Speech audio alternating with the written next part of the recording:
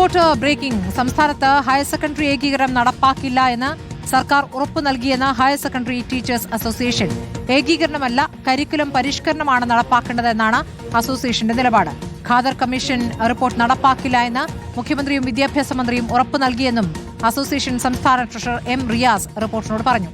ഖാദർ കമ്മീഷനെതിരെ സംഘടന നടത്തിയ സമരങ്ങൾക്ക് മുഖ്യമന്ത്രി വി.ഡി. സതീശൻ ഉൾപ്പെടെ ഐക്യദാർഢ്യം അറിയിച്ചിരുന്നു. കഴിഞ്ഞ 5 വർഷം പിണറായി സർക്കാർ ഖാദർ കമ്മീഷൻ എന്ന് പറയുന്ന ഒരു പുതിയ മേഖലയിലേക്ക് വന്നു. ഹയർ സെക്കൻഡറി ഹൈസ്കൂൾ ലയനമായിരുന്നു അവർ ഉദ്ദേശിച്ചത്. ശാസ്ത്രീയമായിട്ടുള്ള പഠനമൊന്നും നടത്താതെ KST എന്ന് പറയുന്ന അധ്യാപക സംഘടനയ്ക്ക് വേണ്ടി തയ്യാറാക്കിയിരിക്കുന്ന ഒരു റിപ്പോർട്ട്, അത് തയ്യാറാക്കിയിരിക്കുന്ന ശ്രീമാൻ ഖാദറിനെ വെച്ചുകൊണ്ട് തന്നെ സർക്കാർ ഒരു ഖാദർ കമ്മീഷൻ റിപ്പോർട്ട് ഉണ്ടാക്കുകയും അതിനടിസ്ഥാനത്തിൽ ഏകീകരണമായിട്ട് മുന്നോട്ട്. പക്ഷേ കഴിഞ്ഞ 10 വർഷക്കാലം, എസ്പെഷ്യലി കഴിഞ്ഞ 5 വർഷക്കാലം ഹയർ സെക്കൻഡറി സ്കൂൾ ടീച്ചേഴ്സ് അസോസിയേഷൻ്റെയും ഫെഡറേഷൻ്റെയും നേതൃത്വത്തിൽ ശക്തമായ സമരമായിട്ട് ഞങ്ങൾ അധ്യാപക സമൂഹത്തിന് എതിരെയുണ്ടായി. ആ സമയങ്ങളിലൊക്കെ ഞങ്ങളോടൊപ്പം ഉണ്ടായിരുന്നത് ബഹുമാനപ്പെട്ട പ്രതിപക്ഷ നേതാവായിരുന്നു. അദ്ദേഹം ഞങ്ങൾക്ക് ഉറപ്പ് നൽകിയിരുന്നു, പുതിയ സർക്കാർ വന്നു കഴിഞ്ഞാൽ ഖാദർ കമ്മീഷൻ റിപ്പോർട്ട് പൂർണ്ണമായും തള്ളിക്കളയും. ആ പ്രതീക്ഷയിൽ തന്നെയാണ് ഞങ്ങളുള്ളത്. എന്നാൽ ഹയർ സെക്കൻഡറി ഏകീകരണത്തിൽ നിന്നും വേഗത്തിലൊരു പിന്മാറ്റം ഉണ്ടാകില്ല എന്നാണ് വിദ്യാഭ്യാസ മന്ത്രി എൻ ഷംസുദ്ദീന്റെ പ്രതികരണം. LDF സർക്കാർ നടപ്പാക്കി എല്ലാം പിൻവലിക്കുക എന്നതല്ല സർക്കാർ നയമെന്നും മന്ത്രി വ്യക്തമാക്കി. അല്ല, അതിനെ അങ്ങനെ ഏകീകരിക്കപ്പെടുന്നതിലൂടെ ഉള്ള ചില പ്രശ്നങ്ങൾ ഉന്നയിക്കപ്പെട്ടിട്ടുണ്ട്. പക്ഷേ അങ്ങനെ ഒരു പെട്ടെന്ന് തന്നെ അതിൽ നിന്ന് ഒരു പിന്മാറ്റം, ഒരു നടന്ന പരിഷ്കാരങ്ങളെല്ലാം നമ്മൾ പെട്ടെന്ന് തന്നെ റിവേർട്ട് ചെയ്യണം എന്നൊന്നുമില്ല.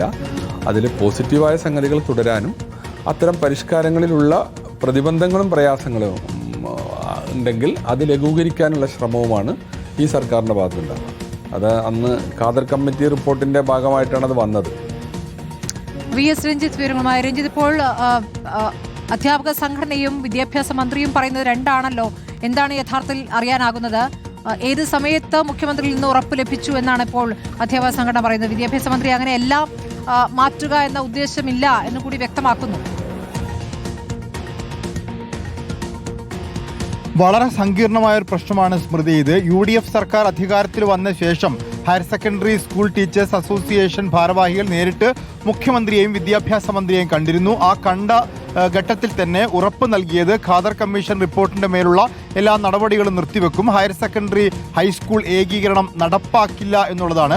ഹയർ സെക്കൻഡറി ഹൈസ്കൂൾ ഏകീകരണത്തിന്റെ ഭാഗമായി ഡയറക്ടറേറ്റ് ഓഫ് എഡ്യൂക്കേഷൻ എന്ന് പറഞ്ഞ ഒരു പോസ്റ്റ് LDF സർക്കാർ ക്രിയേറ്റ് ചെയ്തിരുന്നു. ഇനി സ്കൂളുകളിൽ പ്രിൻസിപ്പളും വൈസ് പ്രിൻസിപ്പളുമാണ് ഉണ്ടാവുക.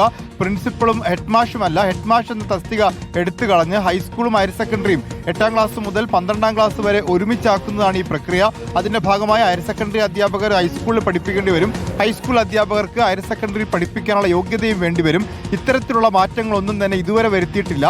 ഒരു ഡയറക്ടറേറ്റ് ഓഫ് എഡ്യൂക്കേഷൻ ഉണ്ടാക്കി എന്നത് മാത്രമാണ് LDF സർക്കാരിന്റെ കാലത്തുണ്ടായത്. ഇനി തുടർന്ന് അതിന്റെ ഏകീകരണ പ്രവർത്തനങ്ങളുമായി മുന്നോട്ട് പോകില്ല എന്നുള്ളതാണ് മുഖ്യമന്ത്രിയിൽ നിന്നും വിദ്യാഭ്യാസ മന്ത്രിയിൽ നിന്നും കിട്ടിയ ഉറപ്പ് എന്നുള്ളതാണ് higher secondary school teachers association അവകാശപ്പെടുന്നത്. എന്നാൽ വിദ്യാഭ്യാസ മന്ത്രി പറയുന്നത് അങ്ങനെ അത്ര പെട്ടെന്ന് എളുപ്പത്തിൽ തിരിച്ചു പോകാൻ പറ്റുന്ന ഒന്നല്ല.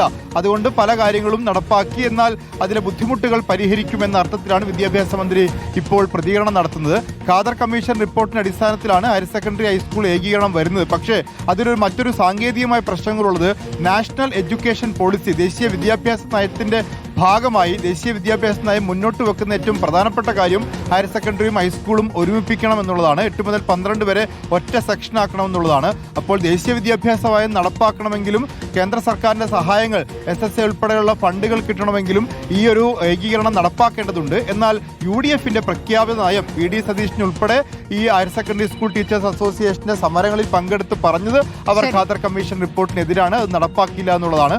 ആ വാക്ക് സർക്കാർ അധികാരത്തിൽ വന്നാൽ പാലിക്കുമോ എന്നുള്ളതാണ് നോക്കേണ്ടത്. ശരി, VS രഞ്ജിത്താണ് വിവരങ്ങൾ നൽകിയത്.